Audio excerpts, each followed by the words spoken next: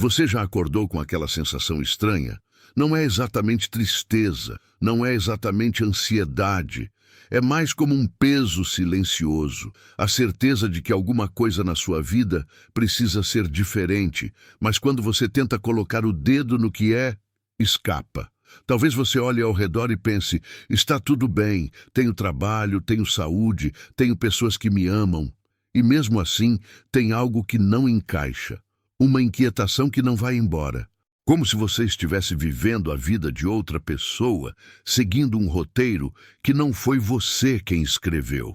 Essa sensação tem um nome que eu gosto: desalinhamento.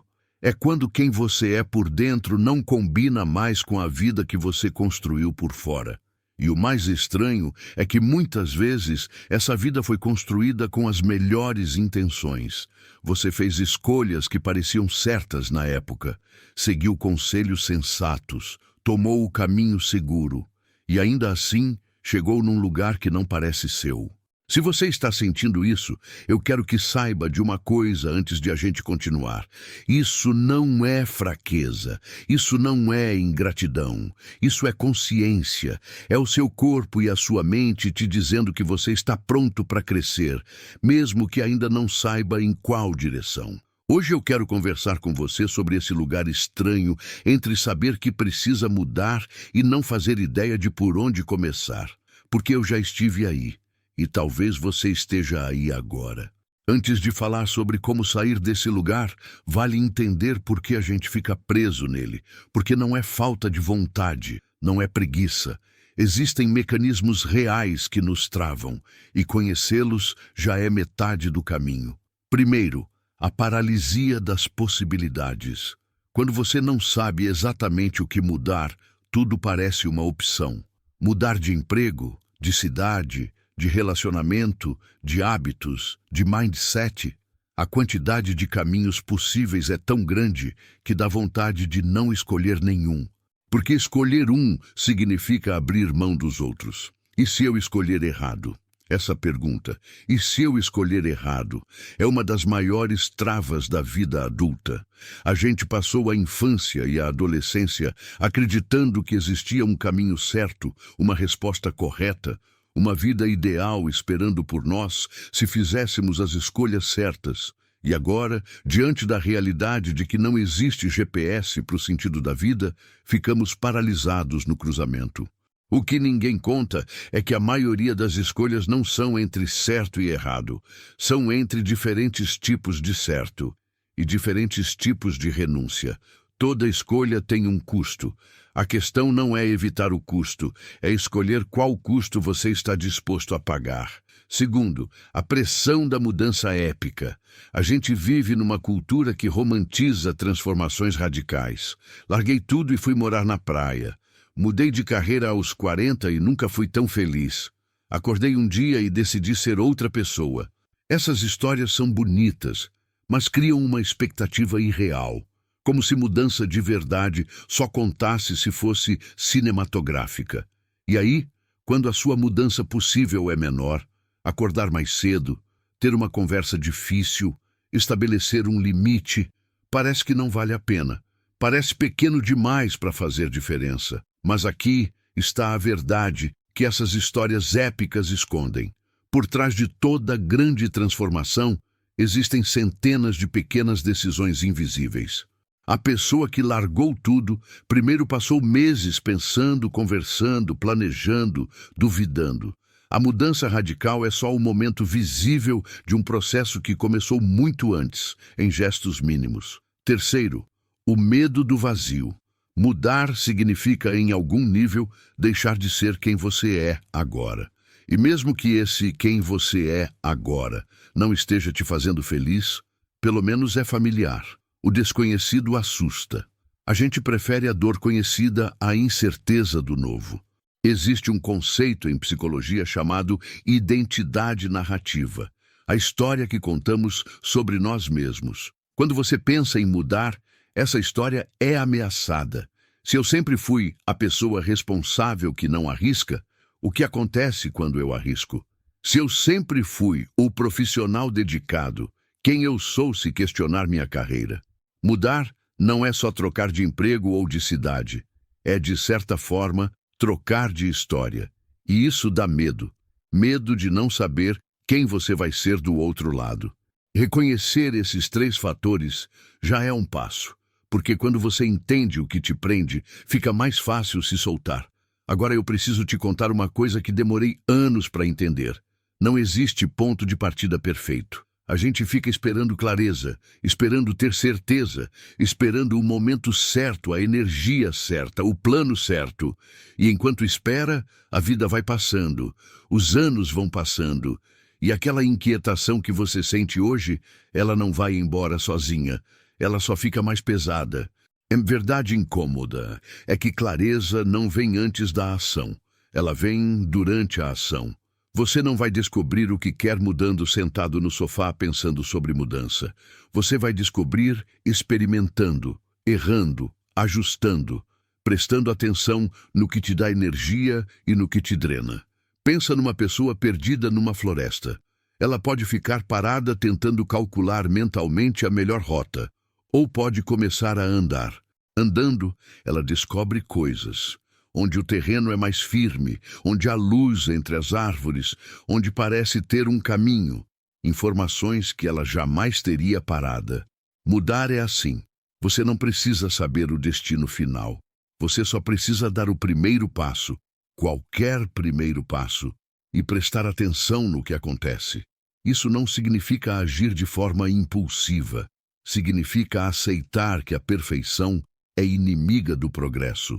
Que um passo pequeno na direção vagamente certa vale mais do que 1000 planos perfeitos que nunca saem do papel. A clareza que você está esperando, ela está do outro lado da ação, não antes. Se você está nesse lugar de incerteza, eu quero te propor 3 perguntas. Não para você responder agora, de imediato, mas para você sentar com elas. Deixar elas trabalharem em você. Talvez escrever sobre elas. Talvez voltar nelas daqui a uma semana e ver o que mudou. Pergunta 1. O que está te incomodando há mais tempo do que deveria? Não o que te incomodou ontem. O que te incomoda há meses, talvez anos. Aquela coisa que você empurra para debaixo do tapete, que você diz, depois eu resolvo, que você evita pensar porque pensar dói. Pode ser uma relação que não funciona mais, um trabalho que perdeu o sentido, um hábito que você sabe que te faz mal, uma conversa que você precisa ter, mas continua adiando, um sonho que você enterrou porque pareceu pouco prático. Geralmente, o que mais resistimos a encarar é exatamente o que mais precisa de atenção. A resistência é um sinal, não um obstáculo. Pergunta 2. Se você não mudasse nada, como estaria a sua vida daqui a 5 anos? Essa pergunta é desconfortável de propósito, porque às vezes a gente se acostuma tanto com o desconforto presente que esquece que ele tem consequências futuras. Se você continuar exatamente como está, mesmo ritmo, mesmas escolhas, mesmos padrões, onde isso te leva? Imagina sua vida em 2030, mesmo emprego, mesmos hábitos, mesmas desculpas, mesma inquietação. Como você se sente olhando para essa imagem? Não é para criar ansiedade, é para criar honestidade. Às vezes, a gente precisa ver o custo da inação para encontrar coragem para agir. Porque não mudar também é uma escolha, e toda escolha tem consequências. Pergunta 3. O que você faria se tivesse permissão? Essa é a pergunta mais reveladora, porque muitas vezes a gente sabe o que quer, mas não se dá permissão de querer. Parece egoísta, parece irresponsável, parece não é para mim, parece que os outros vão julgar, parece que não combina com a imagem que construímos. Mas se você pudesse, se alguém chegasse e dissesse você pode, eu autorizo, o que você faria? Qual seria o primeiro pensamento que viria à mente? Essa resposta costuma apontar para a direção certa. Presta atenção nela. Tá, mas e na prática? Você fez as perguntas, teve alguns insights, mas ainda não sabe o que fazer amanhã de manhã. Justo. Reflexão sem ação vira ruminação. Aqui vai uma ideia que me ajudou muito. O conceito de mudança mínima viável.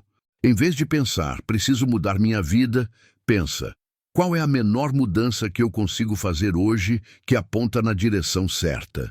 Se o problema é o trabalho, talvez a mudança mínima não seja pedir demissão.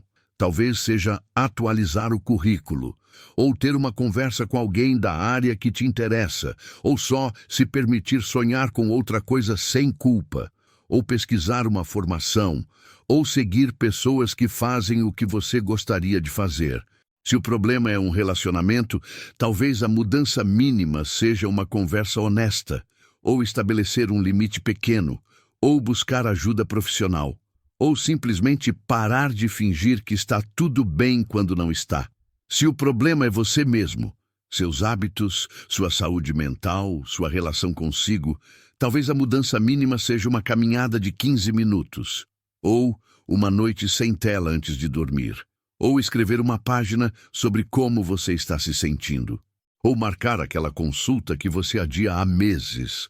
O ponto é, mudança grande é feita de mudanças pequenas acumuladas.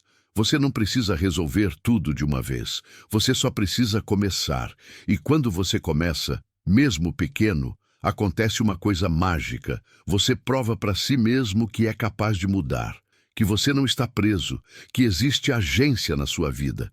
Esse é o combustível para mudanças maiores. Uma última coisa, e essa é importante. Você não precisa fazer isso sozinho.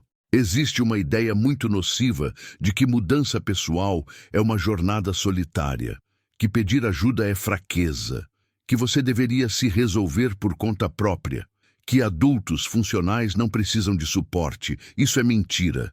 As pessoas que mais crescem são as que têm coragem de pedir ajuda. Um amigo de confiança, um terapeuta, um mentor, um coach. Alguém que já passou pelo que você está passando. Alguém que consegue ver você de fora, sem os filtros que você mesmo coloca. Falar sobre o que você está sentindo, em voz alta para outra pessoa, tem um poder enorme.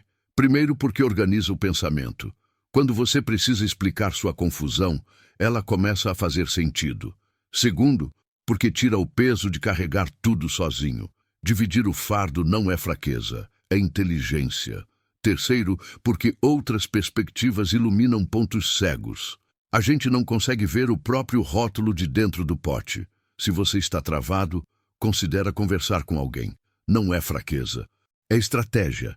Se você sabe que precisa mudar, mas não sabe por onde começar, saiba que isso é normal, que a confusão faz parte, que não existe momento perfeito nem clareza prévia, que você não está sozinho nessa sensação.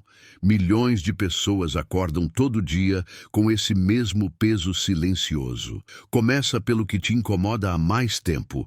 Imagina o custo de não mudar. Se pergunta o que você faria se tivesse permissão. E então dá um passo, qualquer passo. Pequeno, imperfeito, na direção que parece certa. A clareza vem andando, a coragem vem agindo. E você é mais capaz de mudar do que imagina. Não espera o momento perfeito. Ele não existe. O que existe é esse momento. Imperfeito, confuso, cheio de dúvidas, e a escolha de fazer alguma coisa com ele. Se esse conteúdo fez sentido para você, fica à vontade para compartilhar com alguém que talvez precise ouvir isso. E se quiser continuar essa conversa, me conta nos comentários o que você sabe que precisa mudar, mas ainda não começou. Obrigado por estar aqui. Até a próxima.